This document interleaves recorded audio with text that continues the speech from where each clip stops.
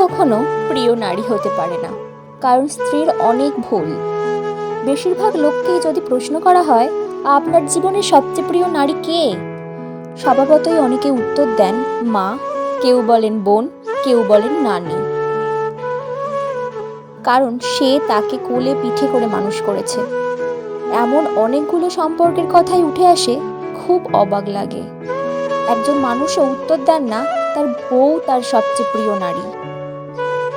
আসলে বাঙালিদের সমস্যা, বউকে ভালোবাসি বললে মান সম্মান চলে যাবে, লোকে বউ পাগল বলবে, বউয়ের কাছে ছোট হয়ে যাবে, অথবা বাকি পুরুষদের সামনে হেডাম কমে যাবে। কোনো মানুষও কি নেই যার হাসপাতালে বেডের পাশে নির্ঘুম রাত কাটিয়েছে তার স্ত্রী, অথবা একসাথে জীবনের যুদ্ধটা করবে বলে বাবার বাড়ির আভিজাত্যকে দূরে রেখে স্বল্প বেতনের ছেলেটার হাত ধরে বাবার বাড়িটা ছেড়ে এসেছে।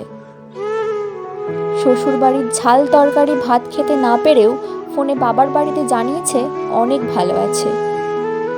নাকি নিজের বিছানা, মায়ের রান্না, জন্মের পরের বাড়িটা সব ফেলে আসা অনেক সহজ, যার কারণে বউ কখনো প্রিয় নারী হওয়ার যোগ্যতা রাখে না।